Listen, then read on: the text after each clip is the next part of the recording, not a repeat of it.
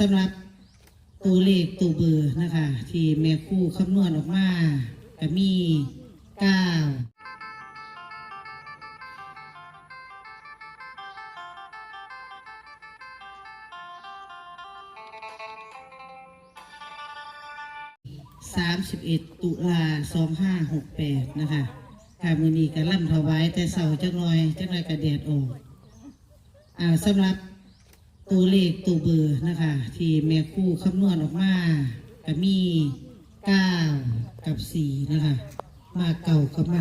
4รอเสียจวนนะคะรอเสียจวนว่าเพิ่นสิได้ตัวใดแม่ครูกับพระท่านโทรคุยกับเรามืออื่นพุ่นละมืออื่นจะสิหูจักอาราเทียเลขเสียจวนอาจจะเขาได้งวดนี้เนาะค่ะของแม่ครูมา9 กับ 4คำนวณเบิ่งแล้วเนาะค่ะให้เป็นแนวทางนะคะยิบจับฉลากกินแบ่งรัฐบาลไทยไว้สำหรับผู้ได้มัก0นะคะก็มี90 70แล้วก็60นะคะที่แม่ครูยิบจับไว้คันมัก1กับ91คันมักเก่าก็มี91 97แล้วก็90 92นะคะที่แม่ครูยิบจับไว้ก็มีบ่หลายนะคะ7071ก็อย่าลืมนะคะ7071ให้เป็นแนวทางนะคะมื้อนี้ล่ำถวายแต่เช้าวันนี้แม่ครูก็ยิบจับฉลากกินแบ่งรัฐบาลไทยไว้ซุ่มนี่ล่ะที่เว้ามาเมื่อคืนเลยไปฝันขอนสีแก้มฝันว่า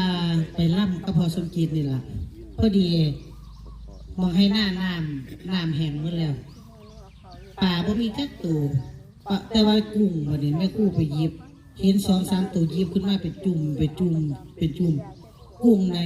ให้ว่าจับแซนคู่หน่อยแม่เต็มจนล้นให้ว่าได้แล้วล่ะเลยคือว่าแม่นเลยล่ะค่ะได้กุ้งจนเต็มจนล้นนะคะมีแต่กุ้ง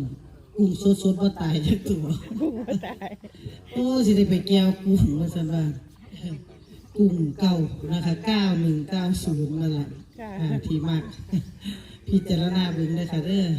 ให้เป็นแนวทางนะคะบัดนี้มาพร้อมหน้าพร้อมตากันนะคะนางลำของเฮาลำถวายองค์ปู่อนันตนาคราชพร้อมกับท้าวเวสสุวรรณวอนปู่ขอหวยนะคะวันที่8บ่แน่โคราชนะคะวันที่8รอสักกันอธิษฐานจิตน้ำกันนะคะลำถวายท้าวเวสสุวรรณท้าวปู่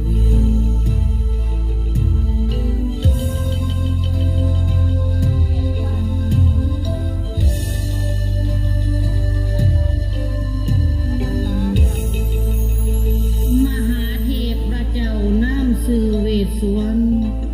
มหาราชิกาท้าวกุเวนน้ำเขา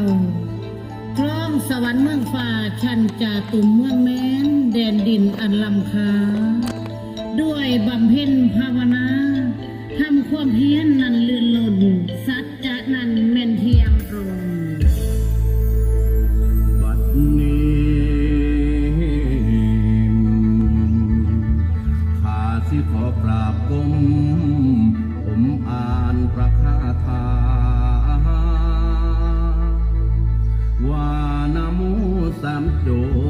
บให้ครบคำบูชาทา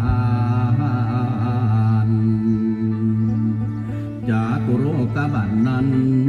เวสสุวรรณอันยิ่งใหญ่เทพเจ้าทอนไทยเหนือเก้าศิวากรว่าสาธุเด้อ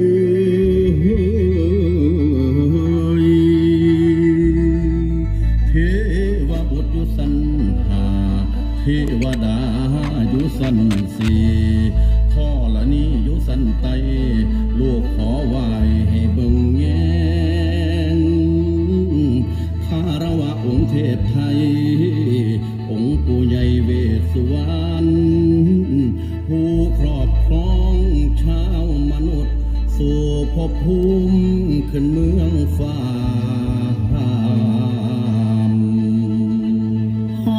ขอกราบก้มองค์ปู่ใหญ่เวสสุวรรณคลองสวรรค์เมืองแม่นสู่แดนไทยเพื่อนอันว่าตนโตขาขอบูชาเหนือกระหม่อมขอให้จอมมิ่งเจ้าจงทำเขาแม่รักษาปกปักคนควลามีน้ำอาเวสสุวรรณขอจงดลบันดาลให้ลูกหลานจงสุขยิ่ง